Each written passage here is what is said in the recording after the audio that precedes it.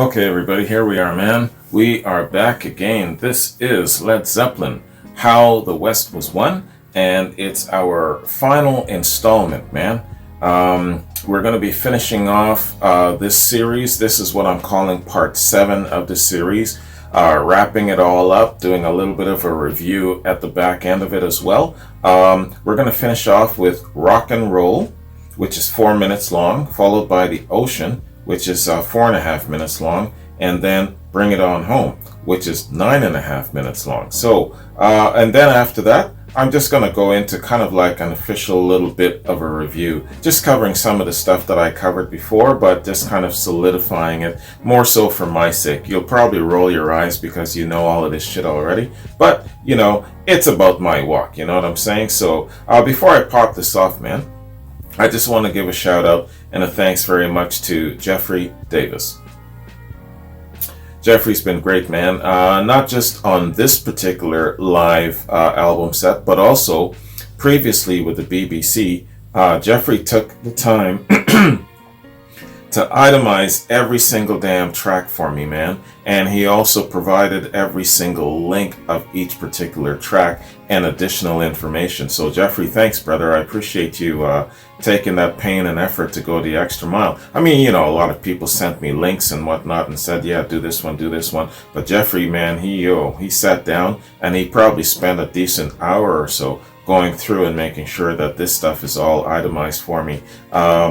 What is it? A complete idiot's guide, you know? So that was really, really cool, making it dummy proof. Thanks, Jeffrey. All right, man. Let's hit this up, man.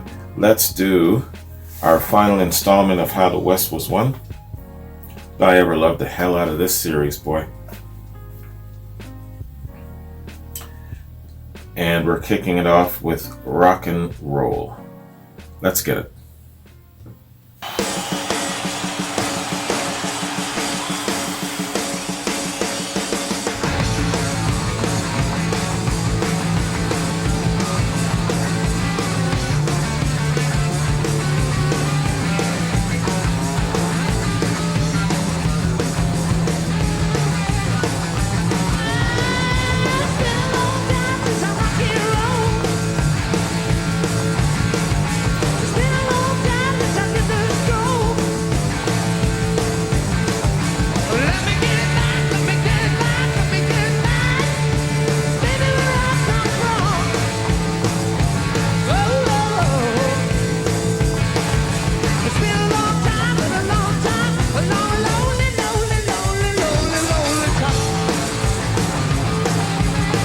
Crowd's gonna be jumping around.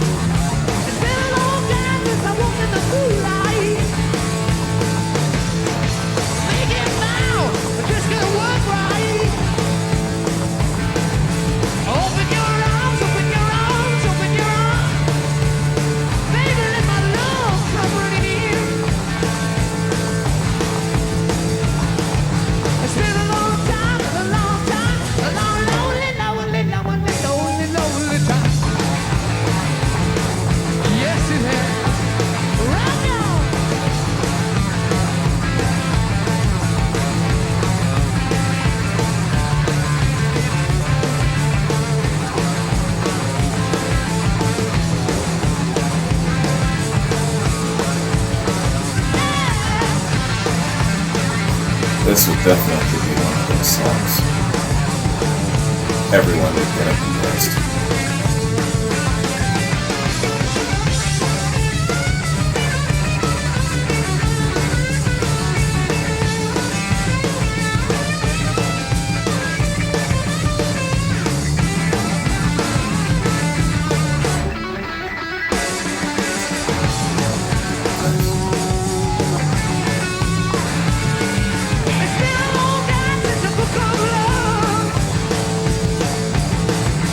Give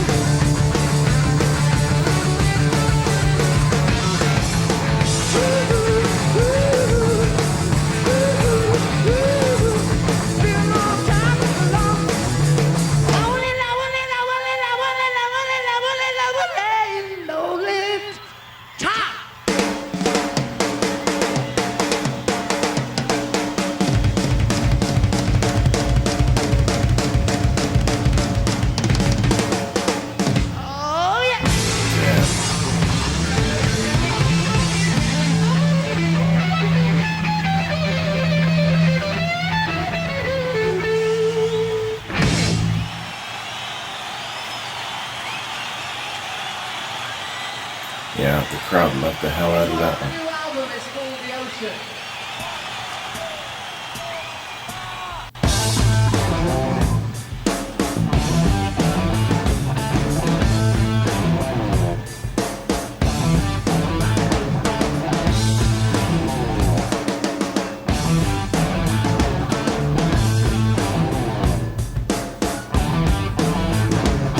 Singing in the sunshine, laughing in the rain, rocking in the moonshine, rolling in the grain. Got no time to pack my bags, my foot's outside the door. I got a date, I can't be late for the hair I'm in store.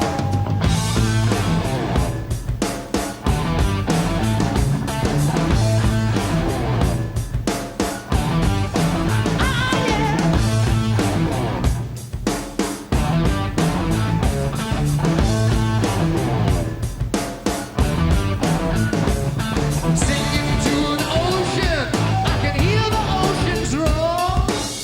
Play for me and play for free, I play a whole lot more. Sing about the good things and the sun that lights the day.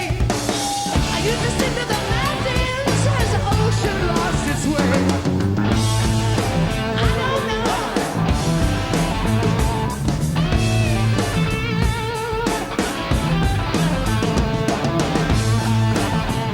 Listen to that sexy bass groove in behind.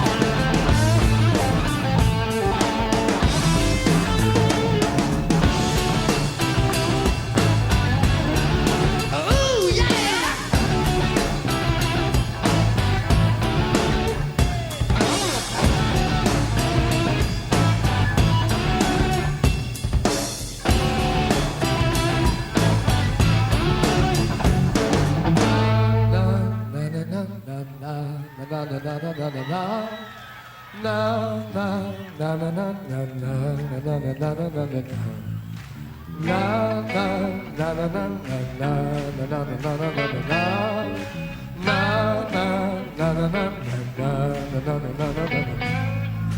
Singing around, singing songs till the night turns into day. Used to sing to the mountains. When I did the Jones feature, Washed away. he said he's proud of the fact that Singing they all were my songs to a jam band, my a heart. boogie band. She's People could only actually 3 dance. years old. It's a real fine way to He said start. he's proud of that. That's a fact. Oh, yeah. Showtime.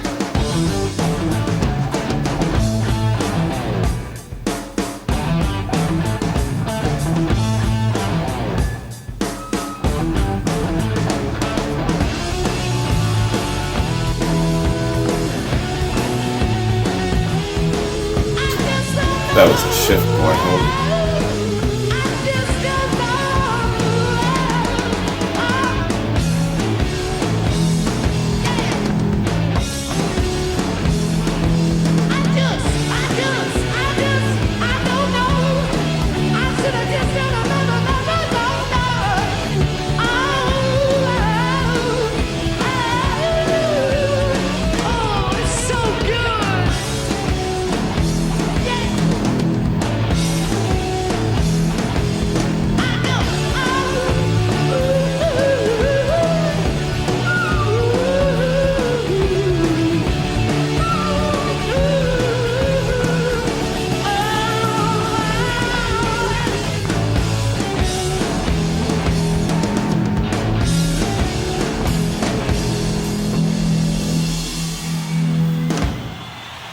Right on.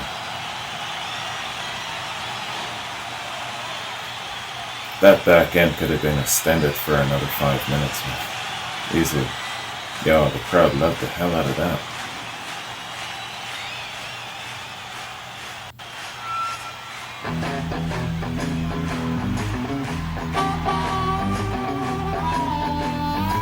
They're really smart in that they're picking songs at the back end to keep the crowd dancing, keep them jamming. Smart.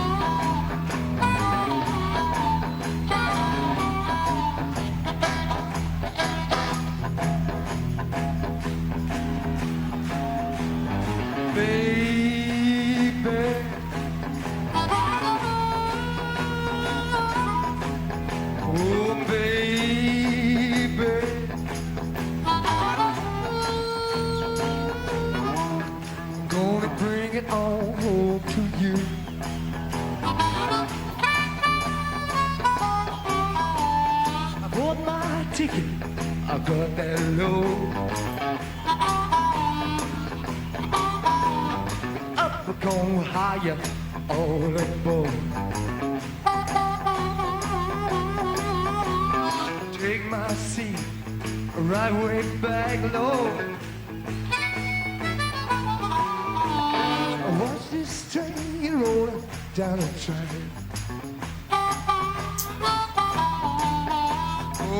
You ever hear the Sonny Boy Williamson original? Sonny Boy the second. There was like 3 or 4 Sonny Boys.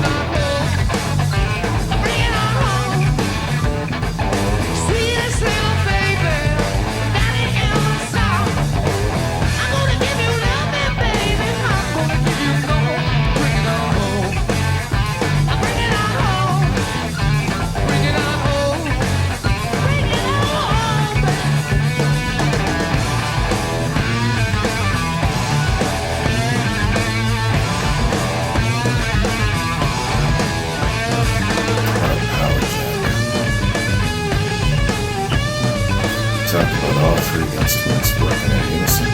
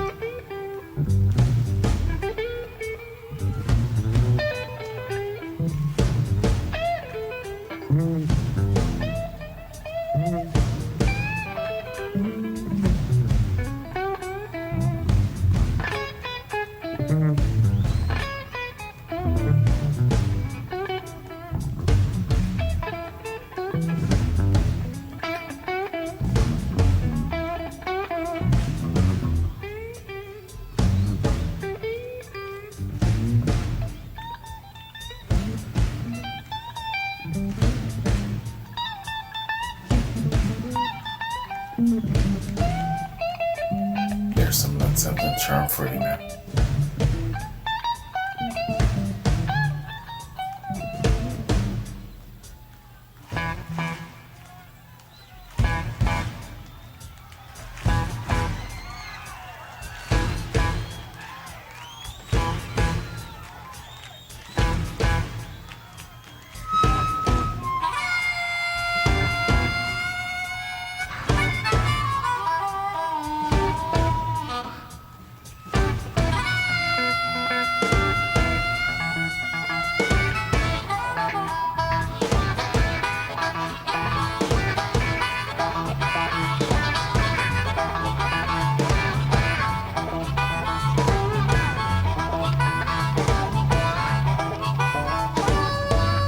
It's a great harmonica player, isn't it?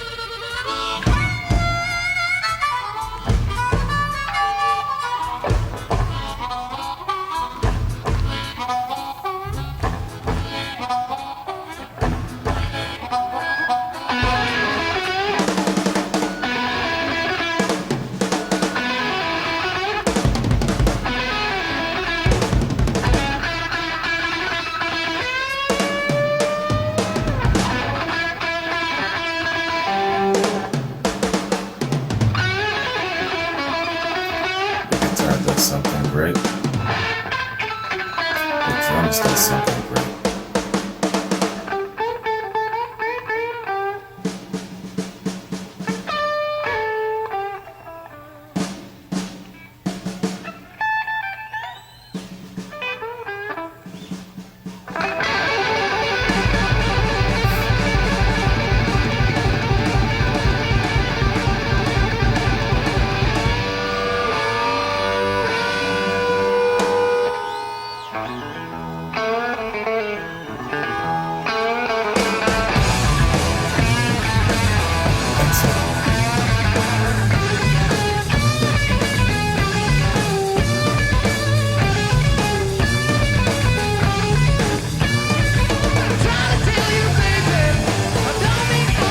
You don't want to be another band trying to do a playoff against Led Zeppelin. Not when they're playing this track. There's too much charm in this one.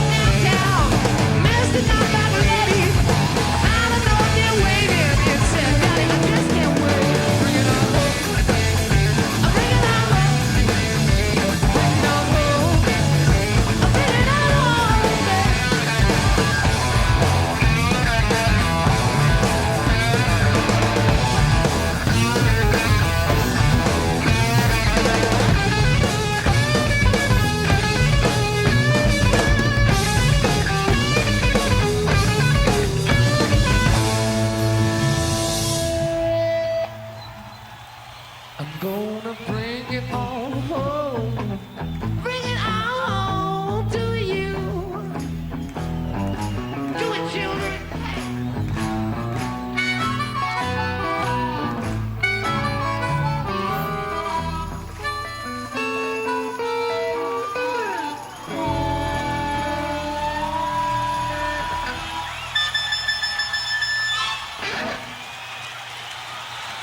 Oh, see ya.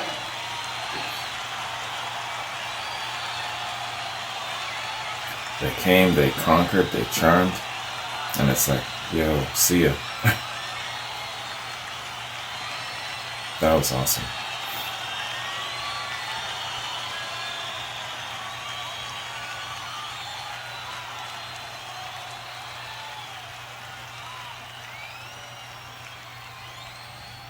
That was a great, great performance, man.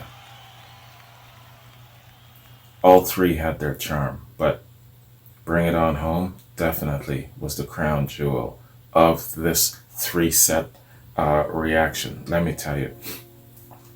And in certain respects, I would say it's among my favorite live that I've heard from Led Zeppelin. It's not it's the best in the sense of charming the hell out of you. It made me smile the most. But I'm still holding out that my favorite Led Zeppelin live song being performed is still Dazed and Confused. Why? Because it's got the most elemental stuff in it that blows your mind, takes you on a journey, wows the hell out of you, shocks the hell out of you, all of these things. Man, when I first heard this track, yo man, I was just like, holy cow, just so blown away. And I still get blown away after I listen to different renditions of live Dazed and Confused. This, man, Bring It On Home, was charming as hell. And that musicianship, that playing back and forth, is it calling and response between the lead guitar and then the bass and then the drums and together and back and forth, and then Plant chimes in with his vocals and also the harmonica. Man, I'm telling you, if you've got some sort of a band playoff and Led Zeppelin is bringing this particular song and this performance to it, they can't miss. Let me tell you, that was the shit. So, one thing I've said, two things. But first, let me get the first thought off of my mind before I forget. Man, you know that this rendition of Bring It On Home has to do the old man proud. The old man, Sonny Boy Williamson II. That brother's got to be smiling down at this performance. The way they took that old blues track and turn it up, add thunder to it, add charm to it, and just made it so enjoyable. You know what I'm saying? So before I totally forget, let me hit you with the original right here. Baby, baby,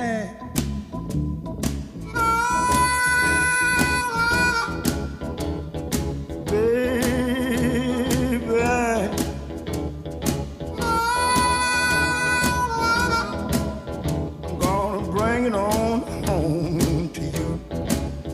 I done bought my ticket, I got my load. Conductor done hollered all aboard.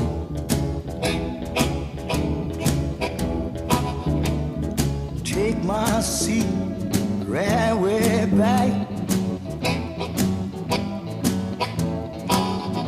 and watch this train move down the track.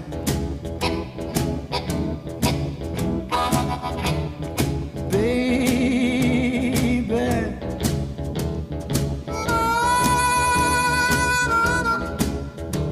oh baby,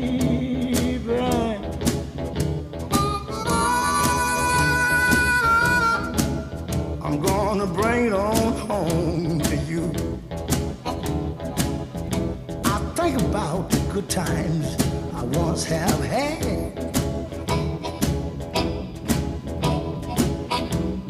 Soul got happy, heart got glad.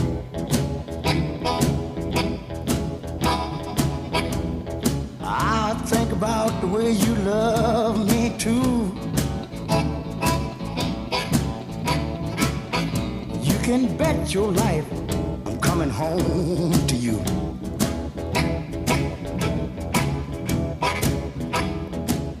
Get on home. Right? That's Sonny Boy Williamson II. You know, he's got to be proud of this shit, man. And so another thought that I had was it took me way back to not a childhood memory, but I was a young man and I was on my way to boot camp. I was going to hop on the train, go to boot camp. It was the last time I saw my Uncle Walter alive. And he was in the car, my dad was in the car, old man Rufus was in the car, and we were all just speeding down because I didn't want to lose my train, be late, and the original track was playing, man. And so when I did my Led Zeppelin reaction, Bring It On Home, you know how you forget things and then it all comes to you? So that memory came back to me, man, hard. And I had a whole bunch of an emotional episode there, man. I had to check out for a minute. Check out that reaction. That was Bring It On Home. Way back in the day. That was in the first 3 months or so of my channel, so I was still fresh, still green, still didn't know what I was doing, but you'll enjoy it all the same, man. All right, so I've often said too about Led Zeppelin that they could become a very successful rock act without vocals. I mean, listen to all of the great instrumentation of these 3 tracks, especially Bring It On Home. You know, and when I first said this when I heard that track Lala, someone sent me Lala, and I'm like, oh my goodness, you know, if these guys did nothing else but just did some instrumental stuff without vocals, just all of that fantastic musicianship, all of that thunder in it, all of that sass in it would be enough to make them rock superstars. You add Robert Plant to it, now it's complete. Now they are rock gods. Now they are rock icons, you know? Fantastic, man. I'm sorry to say it, guys. I know that there's a lot of Led Zeppelin sounding groups out there. And of course, you know, it's a great form of flattery, you know, paying respect to the original and whatnot. There'll never be another. I'm sorry to say. I'm also certain that there will not be another great creative renaissance, that of which we saw from the 60s and the 70s in classic rock. I just can't see it happen. Well, it's certainly not going to happen in our lifetime, man. I just don't see it happening again because the times are different. I could be wrong, maybe, but the renaissance of creativity that created Led Zeppelin, that created these four musicians, brought them together and gave us all of this fantastic music. Oh man, do you know how many elements, how many forces, how many conditions, how many things have to come together to be able to create another Led Zeppelin? It just won't happen, man. I'm not a killjoy, but I don't see it.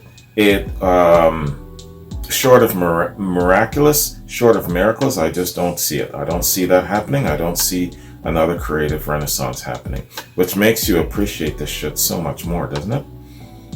All right, you know what I'm going to do? Let's do, in celebration of this fantastic soundtrack, let's do an overview of How the West Was On real quick. I know that I did it earlier, but I want to do it again just to kind of solidify everything for me.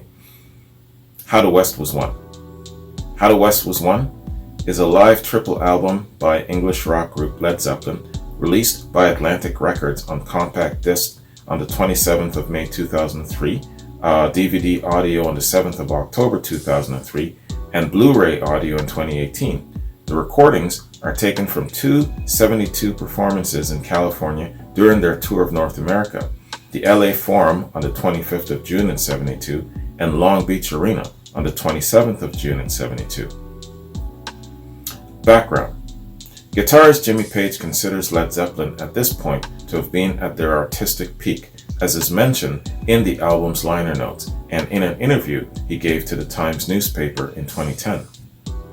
For many years, live recordings of these two shows only circulated in the form of bootlegs, and even then, only certain audience recordings were available to fans and collectors, for example, Burn Like a Candle. Though several soundboard recordings of Led Zeppelin concerts were circulated amongst fans after having been stolen from Page's personal archive sometime in the mid-1980s, no soundboards of the 1972 Long Beach or LA Forum shows were taken, meaning the release of How the West Was Won was the first chance fans had of hearing the soundboard versions of these concerts. The songs from the two shows underwent extensive editing and audio engineering by Page at Sarm West Studios in London before being released on the album. The album was remastered and reissued on the 23rd of March 2018 in many formats. Yeah, I'm not gonna spiel down all the formats. Reception. The album debuted on the Billboard 200 chart for the week ending June 14th at number 1 with sales of 154,000 copies. It remained on the chart for 16 weeks. This was in June of 2003. It was certified gold and platinum by RIAA on the 30th of June 2003. How the West Was Won received an overall score of 97 by review site Metacritic. A score of 97. Wow. Yeah, man. So that is a look at How the West Was Won, and these 17 fantastic tracks, man. 150 minutes and 27 seconds in total. Really great performance. And a number of you have said to me that they were definitely at their peak here, and they were probably having their most fun around this time too. This was the time that they started to, they had their private plane, and they were the golden rule applied. They were the masters of their own fate. They set their own rules. You know, whoever has the gold makes the damn rules. These guys were the gold standard, so they made their own rules. You know, and when you had a bulldog like Peter Grant as an umpire for him, nobody could mess with Led Zeppelin. So this was their very best time, and it's too bad they couldn't ride that wake all the way through the 70s and well into the 80s. But we all know the history of what happened, some of their lows and woes. But yeah, man, overall, they had enough time to give us some really fantastic works, of which I don't think will ever be matched again. I'm sorry to say it, man. some of you are going to kick my ass for even saying it. I can tell. I can tell when I feel an ass whooping coming. All right, so yeah, and I've already read the All Music review by Stephen Thomas Erlewine. I won't read it again. I'm tempted to read it again, but that'll be enough reading for today, man. He gave them a really excellent review, and he mentioned things like they're so elemental, and they have assembled a killer live album that captures the full majestic sweep of Zeppelin at their glorious peak. So there you go, right? You know, so shout out to Stephen Thomas Erlewine. These guys are All Music, my favorite reviewers in music, man. Mad respect for them. Even when they don't like shit, they will not come out and say it. They'll say that they gave it a rating of 2.5 stars out of 5, that sort of thing. And they might actually add a little bit of, okay, well, it was a little bit of a letdown compared to their something like that. So they have a lot of grace in how they actually say things, whether they're praising it or whether they're just getting the review out just for the sake of saying something about the performance or whatnot. So shout out to All Music, man. You guys are my favorite. All right. I'm just going to scroll down here, man. Just check my notes. I don't have notes per se. I shout out again to Jeffrey Davis. Thank you for doing all of this, man. Compiling all of these links for me, making it idiot proof. And going on from here, I plan to do sorry, my brain just shut off for a second. The song remains the same, doing it in full, and but there's something that comes before that. I'm gonna have to go back to your notes and kind of get an idea of what comes after How the West Was Won. Try to do it in a timeline sequence. I'm trying to do as much as I can where Led Zeppelin is concerned in a timeline sequence. You know, sometimes I kind of bounce around here and there, like with Jones. I did a feature on John Paul Jones, you know, and I will get into their solo works and whatnot, but it was mainly a featurette for Jones in his Led Zeppelin years, not so much his after Led Zeppelin years. So I didn't mind doing that, you know. But yeah, I try to do my best to stay within a timeline. I kind of jumped it a little bit because I did the interview with Charlie Rose, and I believe that interview came after their O2. So I want to try and get back in form and get back in some sort of a timeline order. I'll do my best to stick to that. Anyways, saying all that to say that I got to look and see what is next for Led Zeppelin where it comes to a live performance. I don't believe it's The Song Remains the Same. I think it's something else before that. Is it Blueberry Hill? Is it oh man, I can't even remember some of their live shows, what they're called. You probably know off the top of your head. So send me what you feel that I should be doing next for Led Zeppelin, and I'll just leave it there. All right, man. So that is my reaction and my short review. Hope you enjoyed it. And I certainly enjoyed the hell out of it, man. Looking forward to hitting up more live Led Zeppelin. Once you have that acquired taste for live Led Zeppelin, you really appreciate them more in their very raw, gritty form, don't you? You know, so I understand some people who might not.